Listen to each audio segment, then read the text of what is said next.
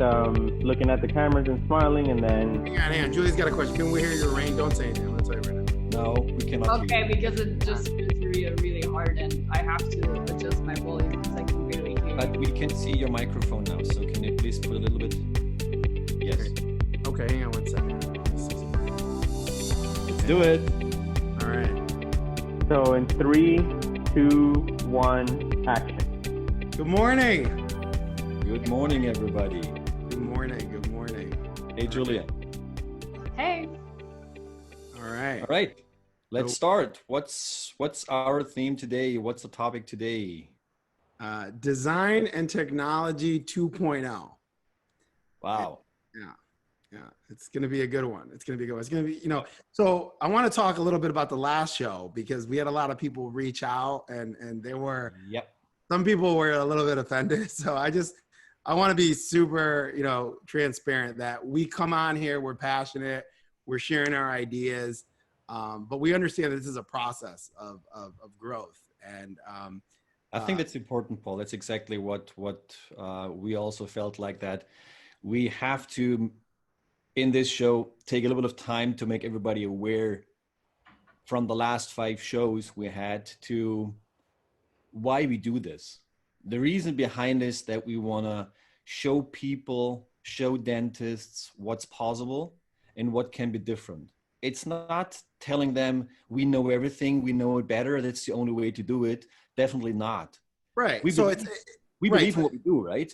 Yeah, we do. And it's all about evolving. Like if you look at our first show, our first show was not as good as these shows are. So it's all about taking what you learned last and making it better, making it better, making it better. When you've built, over 50,000 dental practices and, over 9,000 collectively, when you've done that, you can make it better. So when we speak passionately like that, we're also evolving as humans and we're also trying to make it better. So I just want to make that clear to the audience. And we thank you so much for tuning in every Sunday and watching us. So thank you very much. Thank you. Thank you. I think it's important to emphasize that we really want to share our experience, share our knowledge that we gained through all the years that we've been building dental offices. And I think today's topic will be also just really showcasing and sharing, hey, this is what we think, this is our opinion. And when we're going to look at some space plans today, it's really just looking at how does the dental world in the US look like today and what did it look like in the past, and then just give our thoughts on why we think things can change and can be improved and how that can be accomplished, and not saying, hey, your office's layout is wrong. We just want to share what we think. Okay. And it's good for today's topic because it's a office and design technology 2.0, but planning a dental office today for the future. So when you take these experiences and you start planning today, you could be somewhat future ready. And being future ready is really good when you're making a big investment like building a dental practice for yourself and for your life. So speaking of big investments, one thing I've noticed on a lot of layouts that I see is big waiting rooms. I see big, massive front desks. In fact, they're often super round. And I say, what do you need all that front desk space for? And they say, oh, it's our check-in, it's our checkout, it's where we do all our business. And I think to myself, you're not making money in the waiting room and you're doing all your business in front of the people that are waiting. This design doesn't make sense to me. I mean, in some cases, I look at a design and I see 25% of the office space is the waiting room and the front desk. And I just don't understand it. We do have 2 samples for today, right? So we just want to maybe show these 2 samples to everybody. These are not plans from any clients. These are just randomly 2 floor plans, which are kind of typical setups where we have exactly what you talked about. Yeah. And in these cases, I have to tell you, I mean, you have big waiting rooms there in both of them, but even the front desks here are in some cases more elegant than what I've seen with these huge round, they call them reception areas. And I just don't understand that, but let's go ahead and take a look at this.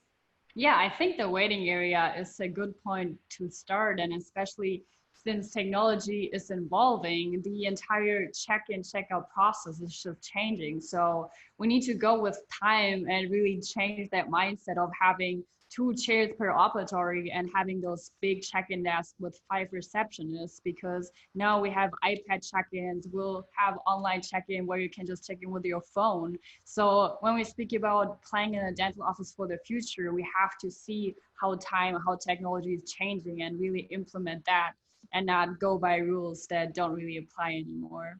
As you said, Julia and Paul, yes, the size of the waiting area and the reception area will definitely change in the future, or did already change.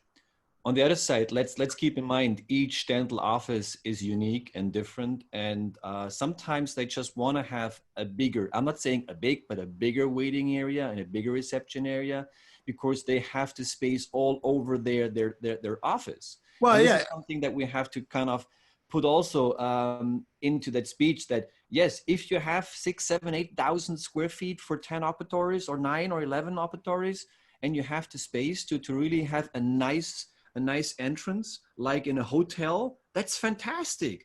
But this is rarely that you can have that. Most of the time, there is not the space for that. Well, outside of the city, if you're not building in a major city and you're building outside of the city, and you do have the space for that, I'm just a proponent of building a lounge. Like, come in, if you have the space, come in and have a nice lounge.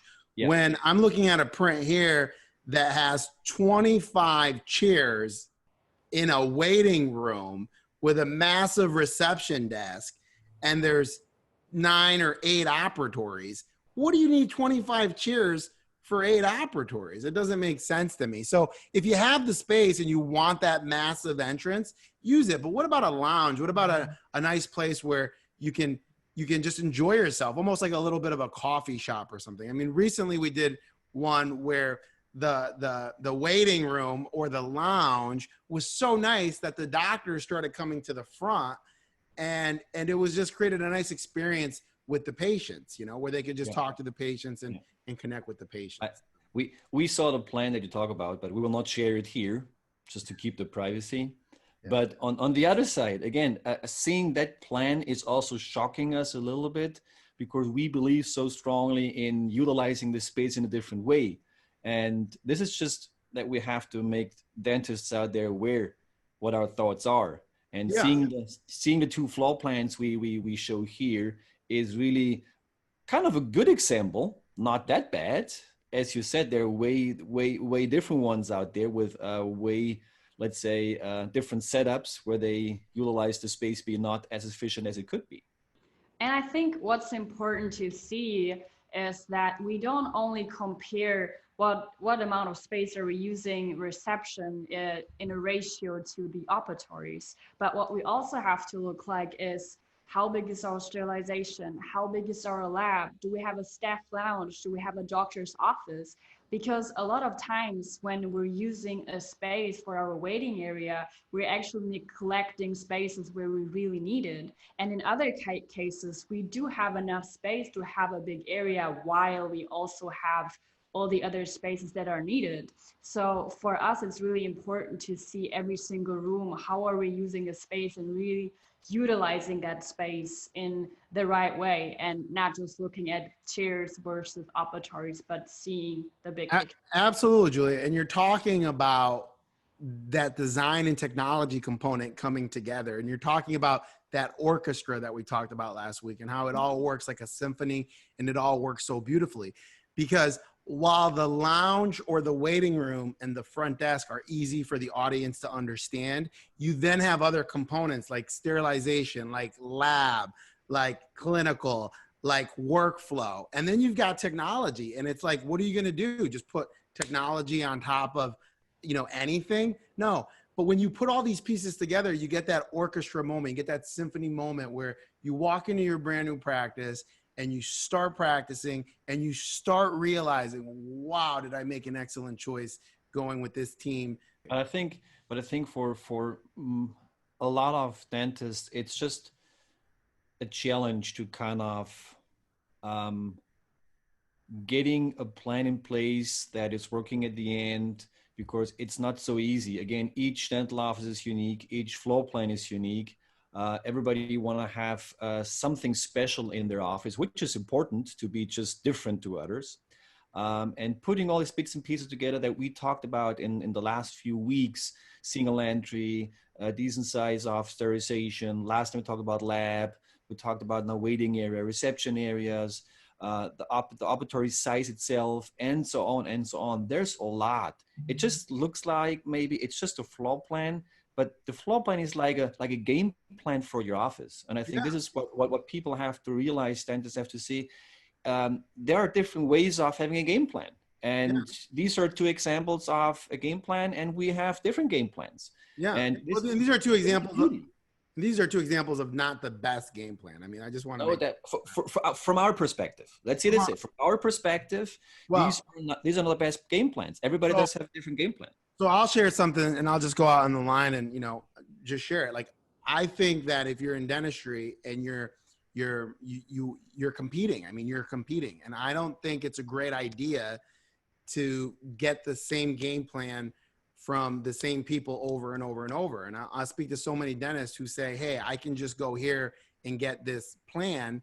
And if you look at it as a game plan, could you imagine playing football in the NFL if they all had the same exact playbook?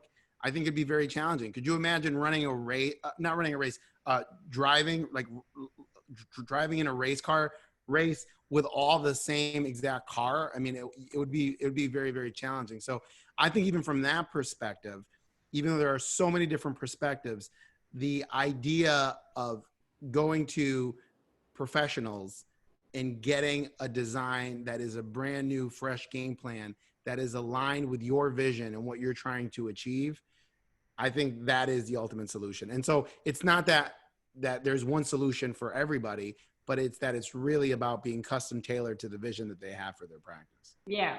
And I absolutely agree with that each single office has to be for that particular dentist, his vision, what he's imagining, and not just, okay, this is how we build reception desks, this is how we build operatories. No, it has to work for you, and you cannot get that out of a drawer. It really has to be tailored to your needs. Someone needs to talk to you, understand your vision, and not just give you a plan without even talking about what you're trying to achieve.